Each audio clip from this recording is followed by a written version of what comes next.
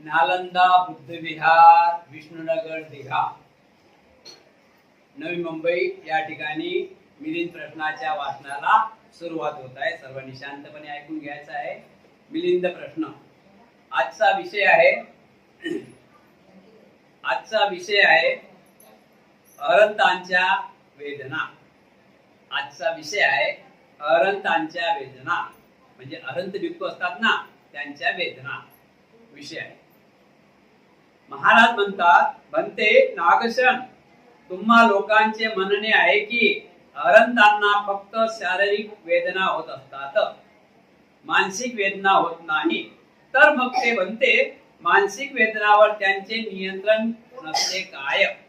त्यांचे नियंत्रण नसते काय? काय म्हणतात लक्ष ठेवा.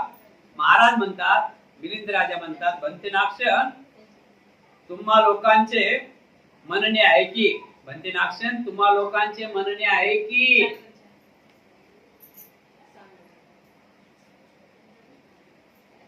बनते नागशन, तुम्हा लोकांचे म्हणणे आहे की अरंतांना फक्त, म्हणजे जे अरंत भिक्खू असतात, अरंतांना फक्त शारीरिक वेदना होत असतात, शारीरिक वेदना होत असतात,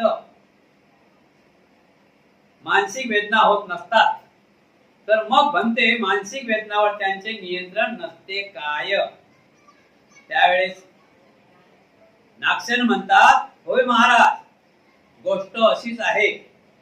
म्हणते अरंतांनी आपल्या शारीरिक अनुभवावर नियंत्रण मिळवून घेऊ नये ही बाब बरोबर वाटत नाही. एखादी चिमणी सुद्धा आपल्या घरट्यावर अधिकार ठेवते. महाराज, हे 10 गुण जन्मजन्मांतरी सुद्धा शरीराला चिटकून राहणारे आहेत. ते कसे? बनते नागशन, तुम्ही म्हणता की अरंतांना शारीरिक वेदना होतात, मानसिक वेदना होत नाही. शारीरिक वेदना म्हणजे ताप येणे, रोगराई, शारीरिक वेदना. मानसिक वेदनाला कोणी मानतच नाही. मानसिक वेदना म्हणजे तुम्ही काय बोललो, काही विचार येते का इकडे? मानसिक वेदनाला कोणी मानतच नाही, शारीरिक वेदना.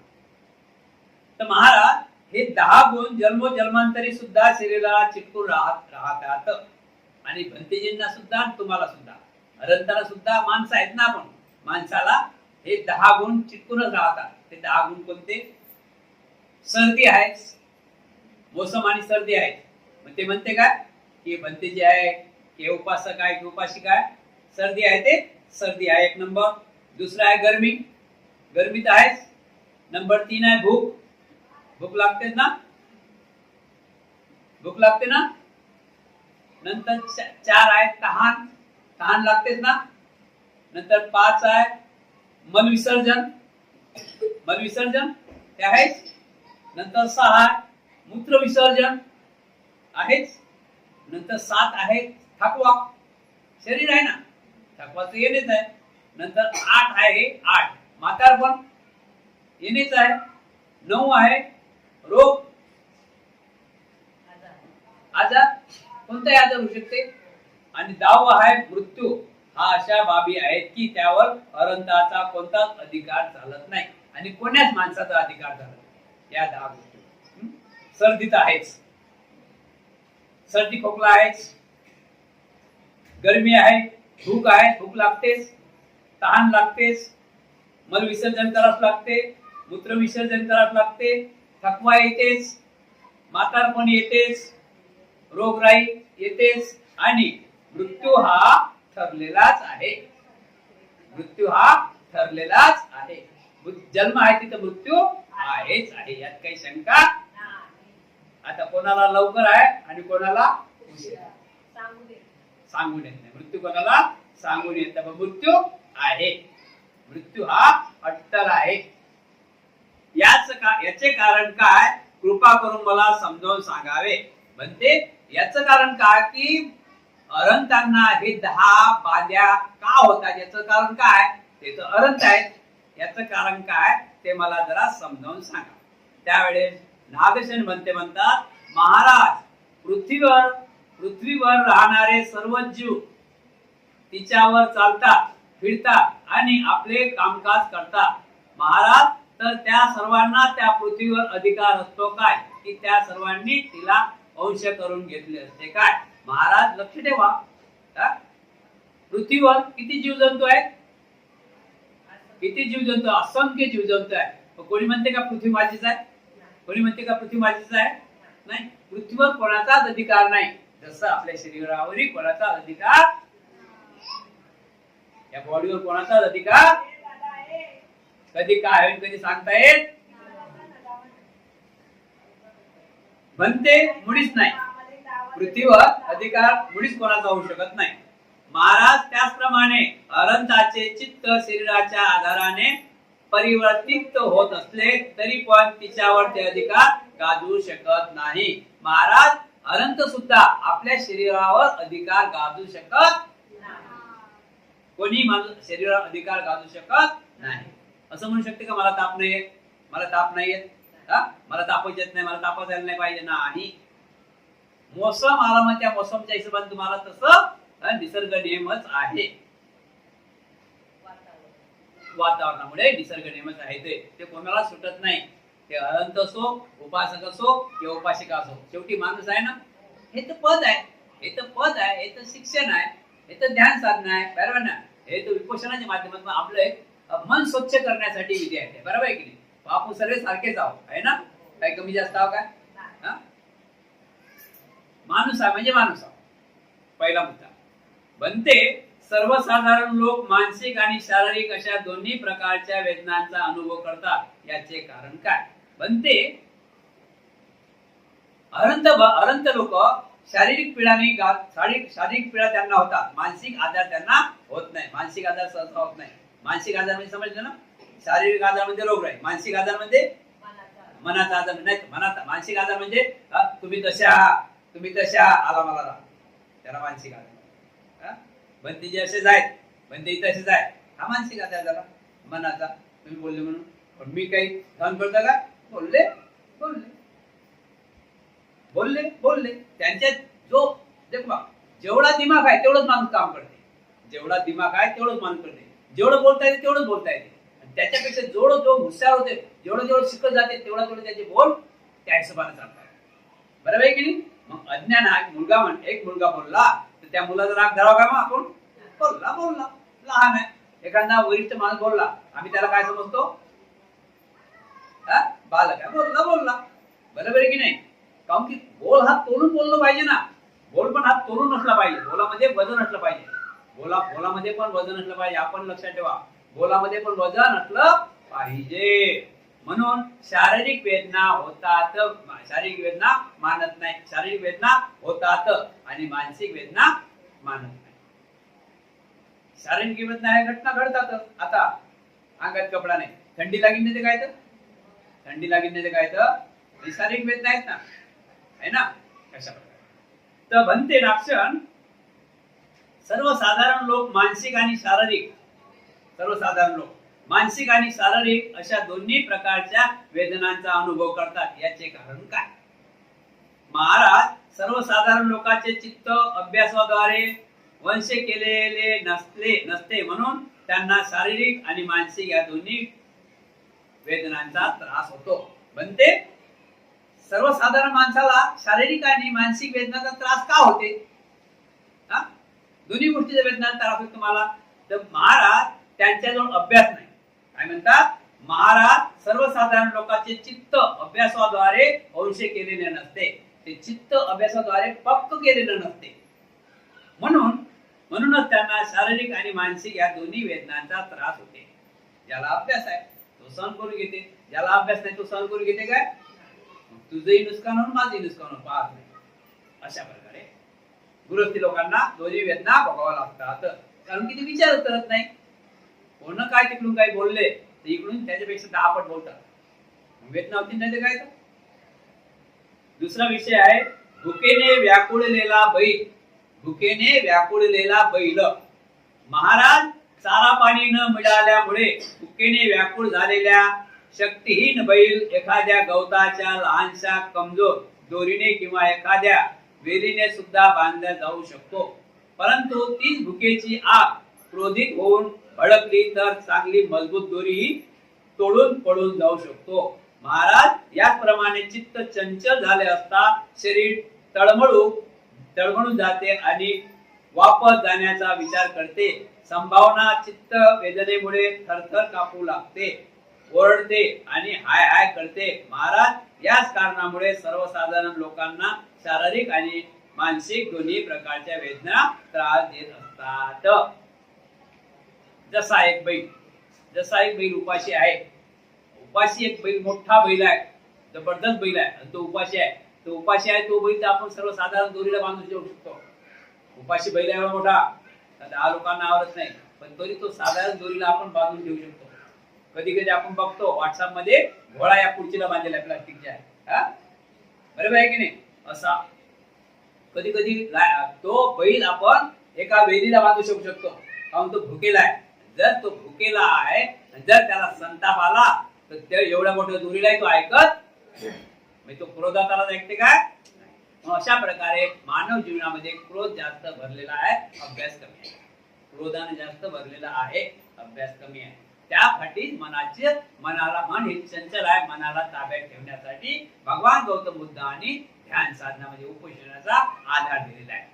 आता आपल्याला उपोषणच माहित नाही, आपल्याला उपोषण काय हे माहित नाही ना, तर कसं आपलं मन ताब्यात राहील? मग जसं कोणी वळवलं तसं ताब्यात. जसं एखादा शेतकरी आहे आणि त्या शेतात या बाजूने काही धान्य आहे, त्या बाजूने काही धान्य आहे, मग तो काय बांध टाकते. या बाजूने पाणी द्यायचं आहे तर तो या बाजूचा दाण थोडा खुल्ला करते माती, मग या बाजूने पाणी जाते, इकडे बाजू बंद करते. बरोबर आहे की नाही? तर अशा प्रकारे आपण आपल्या मनाला वळण दिलं तर आपण विजय करू शकतो. हाच तो भगवान बुद्धाचा धर्म सांगत आहे. म्हणून विपश्यना हे खूप महत्वाचं ध्यान साधना आहे, खूप महत्वाचे आहे. चित्त जर साफ करायचं असलं तर विपश्यनाशिवाय पर्याय नाही. कपडा साफ करायचा असला तर तुम्हाला तो कपडा निर्माण टाकावाच लागेल, तरच साफ होईल. एवढं आपल्याला फक्त माहित पडून राहिलं, कपडा आपला घाण झाला तर तो निर्माण टाकावा लागते म्हणून. तशाच प्रकारे आपलं मन स्वच्छ करण्यासाठी आपल्याला काय करावं लागेल? विपश्यना साधना करावं लागेल. आणि जर साधना केल्या तर वेदना होणारच नाही. जर साधना केल्या तर वेदना होणारच नाही. बनते ना अक्षर असे आहे तर अरंतांना शारीरिक वेदनाच का होतात, मानसिक का होत नाही? असं आहे तर तथागत असं आहे तर अरंतांना शारीरिक वेदनाच का होतात, मानसिक वेदना का होत नाही? महाराज अर्थ आपल्या मनातील भावनांचा अभ्यास करून पूर्णत्व अंश करून घेतात. त्यांचे मन परिपूर्ण त्यांच्या अधिकारात आढळले असते. ते आपल्या इच्छेप्रमाणे फिरू शकतात. त्यांना जर काही दुःख झाले तर जगाच्या अनित्य बदल दृढतापूर्वक विचार करतात. जणू काही आपल्या चित्ताला समाधी रूपी खुट्याला बांधून ठेवतात. यामुळे त्यांचे चित्त चंचल न होता स्थिर आणि रुद्ध राहते. दुःखामुळे त्यांचे शरीर कितीही तळमळू लागले तरी, लोडू लागले तरी त्यांच्या मनावर त्याचा काहीच परिणाम होत नाही. महाराज याप्रमाणे अरंतांना केवळ शारीरिक वेदना होतात, मानसिक वेदना होत नाहीत. आता इथे तर माणसं आहेत ना, अरंत झाले तरी माणसं आहेत की नाही? पण काय यांच्यामध्ये हे ध्यान साधना करतात, हे दुःखावर मात करतात. यांना माहिती आहे 4 आरे सत्य आहे. म्हणून भगवान बुद्ध धम्मामध्ये सांगितलेलं आहे की ज्याला 4 आरे सत्य समजले तो विजय झाला. 4 आरे सत्यमध्ये काय दाखवलेलं आहे? 4 आरे सत्यमध्ये दाखवलेलं आहे की या जगामध्ये दुःख आहे, कोणी नाकारू शकत नाही. दुःख निरोध आहे, दुःखाला कारण आहे. दुःख निरोध आहे हे कोणी नाकारू शकत नाही.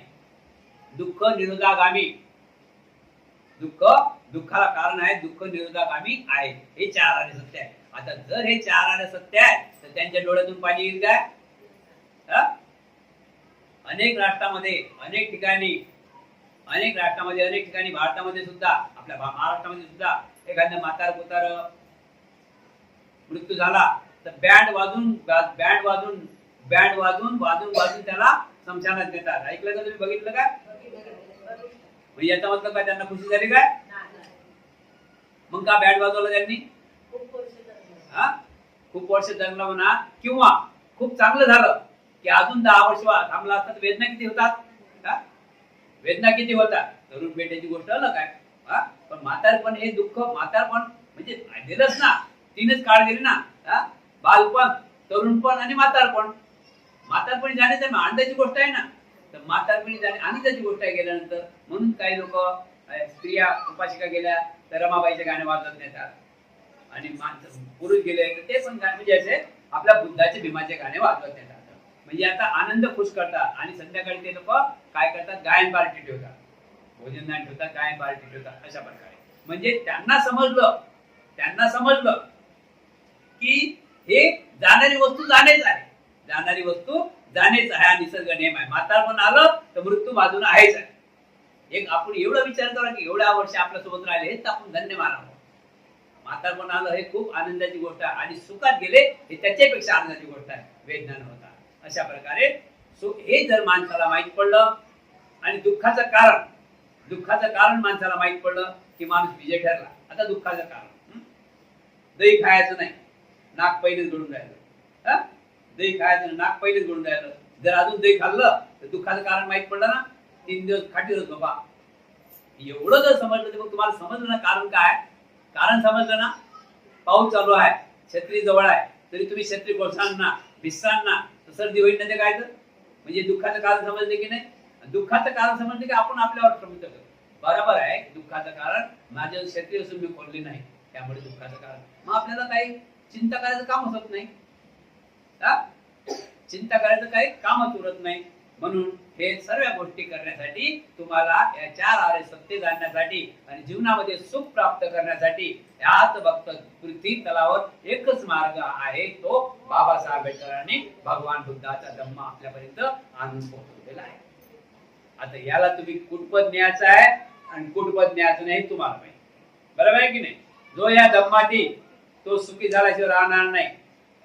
जो या धम्माच्या विरोधात आहे तो आजही बंगल्यात आहे, उद्या त्याच्यापेक्षा बंगल्यात जाईल, परवा त्याच्यापेक्षा बंगल्यात जाईल, पण शेवट बरोबर ठिकाणावर राहत नाही. लक्षात ठेवा, शेवट ठिकाणावर राहत नाही, लक्षात ठेवा. म्हणून करपून दुःख वेदना भोगल्यापेक्षा माणसाने 4 आर्य सत्य जाणून घ्यावं, भगवान बुद्धाच्या धम्माला धरून चाला. आपली वाहवा समाजातही वाहवा आहे, नातेवाईकाची वाहवा आहे जो धम्माला धरून चालितो, आणि घरातही त्याची वाहवा आहे. जो धम्माच्या विरुद्धात आहे त्याची घरातही वाहवा नाही, त्याची समाजातही वाहवा नाही, आणि त्याची कुठंच वाहवा नाही. तो स्वतः माझ्यापेक्षा मोठा म्हणते कोणीच नाही, तो तेव्हा ते गतीलाच आहे. म्हणून हा धम्म खूप चांगला आहे, धम्माकडे आपण वळलं पाहिजे, धम्मामध्ये आलं पाहिजे. आणि म्हणून शारीरिकच वेदना होतात फक्त, कोणाला अहंताला फक्त शारीरिक वेदना होतात, मानसिक वेदना त्यांना तकलीफ देत नाहीत. कारण बघा ना, हर गोष्टीत नियम आहेत ना. खाना राईट टाइम आहे, किती खाना आहे पण राईट टाइम मापून आहे, खाना पण मापून आहे. तुम्हाला माहिती आहे ना, खाना पण मापून आहे. आताच भंतीजी बोलले की 2 चपात्या आता कोणी आहे तरी, मला तर बरं आहे तुम्ही 2 चपात्या भाकरी आणतात, पण नाही 75% म्हणजे 75%. किती टक्के? याचा मतलब काय की मला माझं आरोग्य, तुम्ही जरी भोजन आणता पण ते भोजन मला खाऊन माझं आरोग्य खराब करायचं, मला वेदना होऊ द्यायच्या, माझं आरोग्य स्वच्छ राहायला पाहिजे, माझं आरोग्य चांगलं राहायला पाहिजे. खाना 75%, चहा पाणी जे टाइम 4 वाजता 5 वाजता कधी भोजन द्यायचं, खाईल काय नाही काय. अशा प्रकारे नियमाचं पालन करतात. आपण सर्वांनी नियमाचं पालन केलं कोणाही गोष्टी. रस्त्याने चाललं, आपण नियमाचं पालन केलं, डावी बाजून घेऊन चाललो तर आपल्याला धक्का लागेल कोणा सायकलचा, कोणा गाडीचा, आणि आपण मधातून चालता गाडी घेऊन, धक्का लागेल की नाही लागेल. अशा 2 नियमांचा हा भगवान बुद्धाच्या धम्मामध्ये नियमावली आहे. ठीक आहे. बनते नाक्षण, दुःखामुळे शरीर किती तळमळले, लोटांगण घेऊ लागले तरी पण चित्त मात्र स्थिर आणि रुद्ध राहते. ही तर फारच मोठी गोष्ट झाली. कृपा करून एखादी उपमा देऊन सांगावे, स्पष्ट करून सांगावे. बघा, वेदना तर आहेतच, दुःख आहे म्हणजे वेदना आहेतच. फक्त फरक हा आहे की त्या दुःखावर विपश्यनाच्या माध्यमातून अनंत लोक मात करू शकतात, आणि तुम्ही कल्ला करून तुम्ही झोपत ना, घरच्या लोकांना झोपू देत नाही. हा फरक आहे, समजलं ना. ते दुःख सावरतात, त्या दुःखावर मात करतात, त्या दुःखावर उपोषणा करून ते दुःख नाहीसे करण्याचा मार्ग शोधतात. नाहीसे कसं होईल.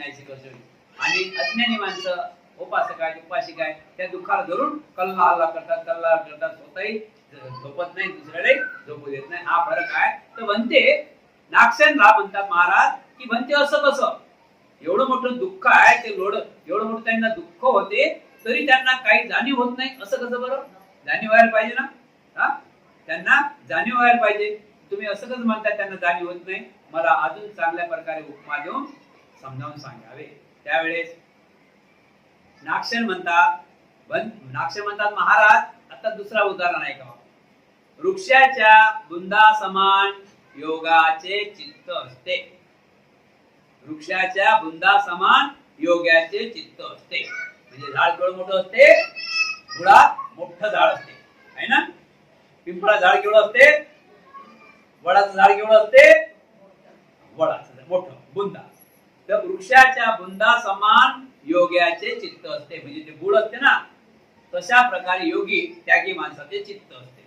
एवढं महाराज समजा एखादे फार मोठे हिरवेगार झाड आहे. त्याचे खोड ही त्याप्रमाणे फारच मोठे आहे. त्यांच्या फांद्या सुद्धा चौफेर लांबच लांब पसरल्या आहेत. तेव्हा कधी जोराचा वारा आला आणि सर्व फांद्या मागे पुढे इतरस्त हलू लागल्या असता महाराज त्या वाऱ्याने त्याच झाडाचे ते खोड सुद्धा हलू लागते काय. महाराज तुम्ही म्हणता की एवढं मोठं दुःख असूनही अरंत लोकांना काहीच त्याचा फरक वाटत नाही. तर बघा आता वृक्षाच्या बुंदा समान योगाचे चित्त असते. ते कसे की एखादं मोठं झाड आहे. एखादं मोठं वडाचं झाड जर मोठं झाड आहे त्याच्या फांद्या लांब लांब आहेत. हवेने फांद्या मागे पुढे होतात फांद्या किती हलतात. हवा आली की तुफान आली की पण झाड हलते काय. ते खोड हलते काय. ते खोड जागीच असते. म्हणते ते मुळीच हालत नाही. महाराज त्या खोडाप्रमाणेच अनंताचे चित्त स्थिर व दृढ समजले पाहिजे.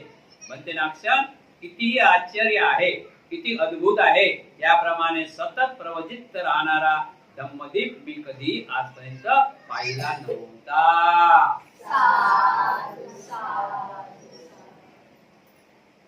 दुसरा विषय आहे गृहस्थांचे पाप. पाप माहिती आहे ना. गृहस्थांचे पाप. बनते नागसेन कोणी एका गृहस्थाने पाराजिक पाप केले आणि त्यानंतर तो प्रवचित झाला. आता त्याला हेही स्मरण राहिलेले नाही की आपण गृहस्थी असताना पाराजिक पाप केले होते आणि दुसऱ्याने सुद्धा कधी त्याला त्या पापाची आठवण करून दिली नाही. अशा अवस्थेत आता तो अरहतपदाचा लाभ करून घेण्यासाठी प्रयत्न करीत आहे. तर त्याला अरहतपदाचा लाभ करून घेण्यात यश मिळू शकणार नाही. त्याचप्रमाणे सत्यपथावर येण्याचा जो त्याचा हेतू होता तो एकदमच नष्ट झाला आहे. त्यामुळे त्याला यश मिळणार नाही. म्हणते नागसेन तुम्ही लोक असेही सांगता. म्हणते नागसेन तुम्ही लोक असेही सांगत असता की आपण केलेल्या पापाची आठवण होताच पश्चाताप होतो. पश्चातापामुळे चित्त गुड्ड बनते. चित्त गुड्ड बनल्यामुळे सत्याकडे त्याची गती वाढत नाही. जर अशीच बाब असेल तर पापाची आठवण होत नसल्याने त्याला पश्चातापही होणार नाही व त्याचे चित्त सुद्धा गुड्ड बनणार नाही. आणि चित्तच जर गुड्ड बनले नाही तर त्याची गती सत्याकडे का बरे वाढणार नाही. या गुड्ड प्रश्नाचे दोन उलटे परिणाम निघतात. तेव्हा जरा विचारपूर्वक उत्तर द्यावे. शेतात बीज पेरणे व दगडावर बीज पेरणे. गृहस्थांचे पाप. बनते नागसेन महाराज म्हणतात बनते नागसेन एक गृहस्थ पापी आहे. त्यानं खूप पाप केलं आणि तो या संघामध्ये सामील झाला. तर तो अनंतपद प्राप्त करील काय. तो प्राप्त करील. कारण की तो त्याच्या चुका मान्य करते ना. आपण अंगुलिमाल नावाचं बघितलं आहे. त्यांनी त्याच्या चुका मान्य केल्या आणि त्यांचं ते फळ त्यांना भेटणेच आहे यात काही शंका नाही. त्याचे ते फळ भोगून तो अनंतपद प्राप्त करू शकते यात काही शंका नाही. दुसरा आहे शेतात बीज पेरणे व दगडावर बीज पेरणे. शेतात बीज पेरणे व दगडावर बीज पेरणे. महाराज चांगल्या प्रकारे मशागत केलेल्या आणि उपजाऊ ओलीत केलेल्या शेतात विचारपूर्वक वेळेवर चांगले बी पेरले तर ते उगवेल की नाही. महाराज लक्षात ठेवा.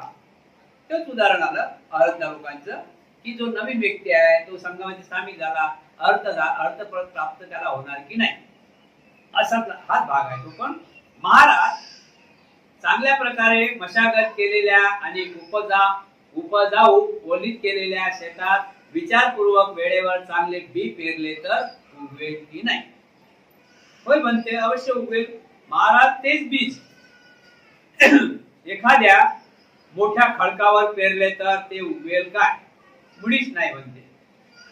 महाराज तेच बीज चांगल्या उपजाऊ जमिनीत पेरले असता उगवते आणि खडकावर टाकले असता उगवत नाही. याचे कारण काय? बनते खडकावर बीज उगवण्याचे हेतू साधन उपलब्ध नाहीत आणि साधन सामग्री शिवाय बीज उगवू शकत नाही. महाराज त्याचप्रमाणे सत्याकडे गतिमान होण्याचे जे साधन हेतू होते ते सर्व नष्ट झाले आहेत आणि साधनाशिवाय सत्याकडे गतिमान होणे शक्य नाही. हवे होणे शक्य नाही.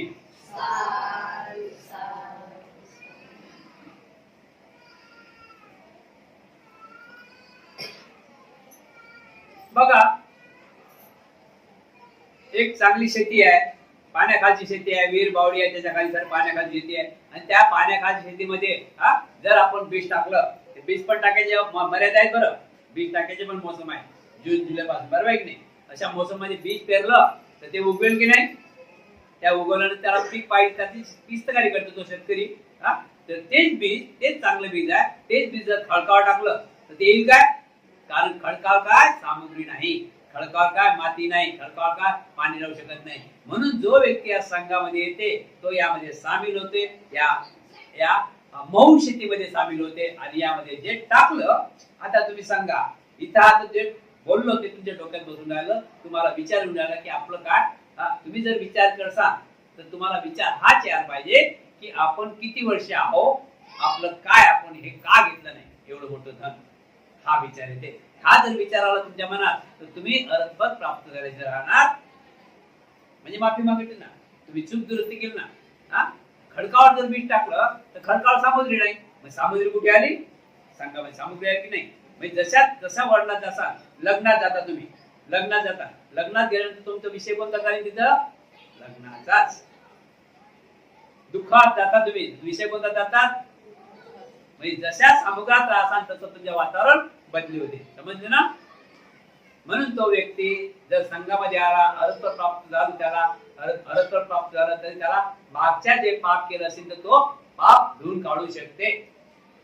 अशा प्रकारे दुसरे विषय आहे हवेत काठी तरंगू शकत नाही. हवेत काठी तरंगू शकत नाही.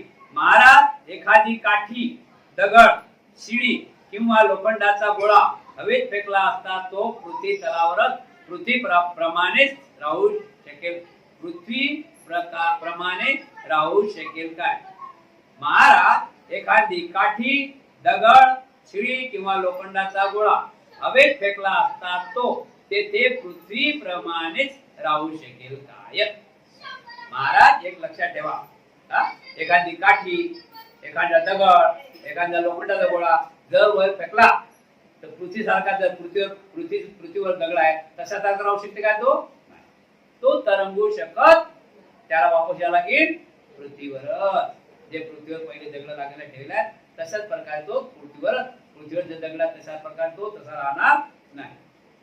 तो पृथ्वीप्रमाणे राहू शकेल काय? मुळीच नाही म्हणते. महाराज तो पृथ्वीवर तर राहू शकतो.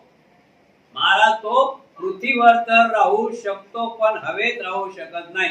याचे कारण, महाराज तो पृथ्वीवर राहू शकते दगड किंवा लोखंडाचा गोळा, पण हवेत तरंगू शकत नाही. याचे कारण म्हणते तो हवेत स्थिर राहण्याकरिता हवेत काही साधन उपलब्ध नाही. तो हवेत स्थिर राहण्यासाठी हवेत काही साधन उपलब्ध नाही. तेव्हा साधनाशिवाय तो तेथे कसा राहू शकेल? साधनच नाही. आता इथे दगड पडला तर साधन आहे, खाली कुठे जाऊ शकत नाही, जमिनीवर पडते, भूमीवर पडते, पृथ्वीवर पडते. तर हवेत दगड फेकला तर तो साधन त्याला नाही तरंगू शकत नाही, तो येऊन खाली येऊन पडणार आहे. महाराज त्याचप्रमाणे सत्याकडे गतिमान होण्याकरिता त्यांचे कर्म फळाबाधक ठरल्या वाचून राहणार नाही. महाराज त्याचप्रमाणे सत्याकडे गतिमान होण्याकरिता त्यांचे कर्म फळ बाधक ठरल्या वाचून राहणार नाही. त्यांना सत्यासाठी, सत्य म्हणजे त्यांनी जे काय केलेले कर्म ते कर्म कर्म कोणी विसरू शकत नाही. त्या कर्माची जे काय आहे ते कर्माची फेड आहेच आहे, काही शंका नाही. मग कोणाला कमी आहे आणि कोणाला जास्त आहे, पण ते भरणे आहेच. दुसरा विषय आहे पाण्यावर अग्नी जळत नाही. पाण्यावर अग्नी जळत नाही. बघितले का आपण पाण्यावर अग्नी जळताना? महाराज पृथ्वीवर जसा अग्नी जळू शकतो तसाच तो पाण्यावर सुद्धा जळू शकेल काय? महाराज पृथ्वीवर जसा अग्नी जळू शकतो, आता आपण पृथ्वीवर अग्नी जाळू शकतो लाकडाने, तसा पाण्यावर जाळू शकते का? मुळीच नाही. बनते मुळीच नाही. का नाही बनते? अग्नी जाळण्याची जी काही साधने असतात ती पाण्यात उपलब्ध नाहीत आणि साधनाशिवाय अग्नी जळू शकत नाही. अग्नी जाळायला जमिनीवर सुविधा आहे, माती आहे. पाण्यात माती आहे का? म्हणून ते अग्नी जळू शकत नाही. महाराज सत्याकडे गतिमान होण्याकरिता त्यांचे कर्मफळ बाधक ठरल्या वाचून राहणार नाही. महाराज सत्याकडे गतिमान होण्याकरिता त्यांचे कर्मफळ बाधक ठरल्याशिवाय राहणार नाही. जे काय ते पाप कर्माचे त्यांना फळ भोगावंच लागतील.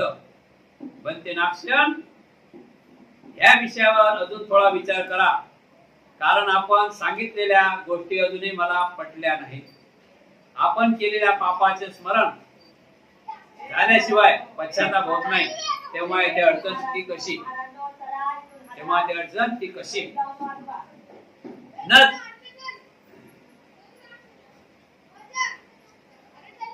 न जाणता विष खाणे, न जाणता विष खाणे. महाराज विषाची ओळख नसताना जर एखाद्याने विष सेवन केले तर त्यामुळे तो मरणार की नाही? बनते तो निश्चितच मृत्यू पावेल. महाराज त्याचप्रमाणे त्यालाही त्याचे कर्मफळ बाधक ठरल्याशिवाय राहणार नाही. दुसरा विषय अजाणता अग्नीवरून चालणे.